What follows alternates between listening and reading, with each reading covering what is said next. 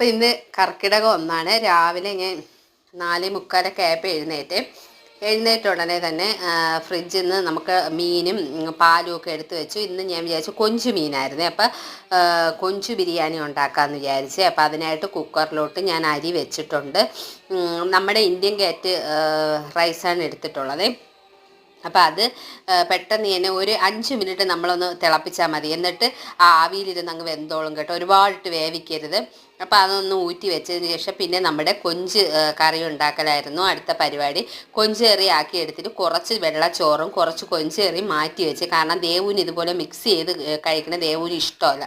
അപ്പം അതൊന്ന് മാറ്റി വെച്ചു. എന്നിട്ട് അടുത്ത പരിപാടി അടിച്ചു വാരലും ചൂലൊക്കെ കഴുകി വെച്ച് കേട്ടോ. എന്നിട്ട് ഞാൻ അവിടെ എല്ലാം തുടച്ചു. കാരണം ഇന്ന് നമ്മുടെ കർക്കിടകം 1 അപ്പം അവിടെ എല്ലാം ക്ലീൻ ചെയ്ത് വൃത്തിയാക്കി ഇട്ടിട്ട് അപ്പം രണ്ട് പേരും എഴുന്നേറ്റും.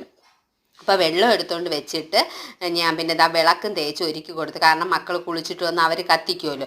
പിന്നെ പിള്ളേർക്കുള്ള വെള്ളമൊക്കെ ബോട്ടിൽ നിറച്ചു, സ്നാക്സ് ബാഗ് വെച്ചു. പെപ്പറളപ്പെട്ടപ്പോൾ കണ്ടോ ചായ അത്രയും പൊന്തിപ്പോയി, അവിടെ അത്രയും വീണു കേട്ടോ. പിന്നെ ദേവൂനുള്ള സ്നാക്സാണ്, അത് റെഡിയാക്കി. പിന്നെ ദേവൂന് വെള്ളച്ചോറും കൊഞ്ച് സെപ്പറേറ്റ് എടുത്ത് പിന്നെ ദേവൂനെ ഒരുക്കി സുന്ദരിയാക്കലായിരുന്നു എൻ്റെ പരിപാടി. അത് കഴിഞ്ഞ് 2 പേരും രാവിലെ വിളക്ക് കത്തിച്ച്. കാരണം കർക്കിടക മാസം രാമായണ മാസം ആയതുകൊണ്ട് രാവിലെ കത്തിച്ച്.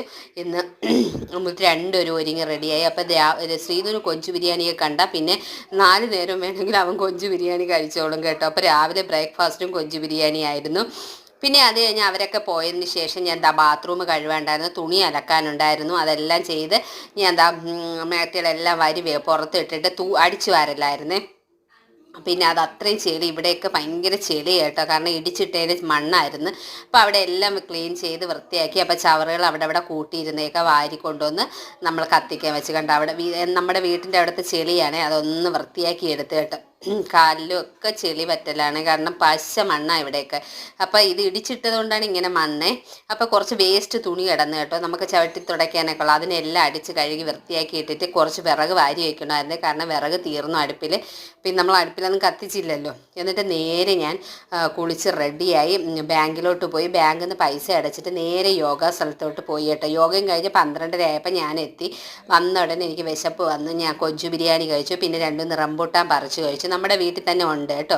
എന്നിട്ട് ഒരു ചേച്ചിക്ക് ഒരു നൈറ്റി അടിച്ചു കൊടുക്കാനുണ്ടായിരുന്നു. എൻ്റെ എന്നെ എടുത്തതാണ് കേട്ടോ ചേച്ചി. ആ ചേച്ചിക്ക് അടിച്ചു കൊടുത്തു. പിന്നെ തുണി കുറേ നമ്മൾ അലക്കാൻ ഇട്ടിട്ടല്ലേ പോയത്, അതെല്ലാം വാരിയിട്ട് വീണ്ടും അലക്കാനിട്ടു. കാരണം എല്ലാ ബെഡ്ഷീറ്റും എല്ലാം ഇന്ന് മാറ്റി കേട്ടോ, 1-ാം തീയതി അല്ലേ.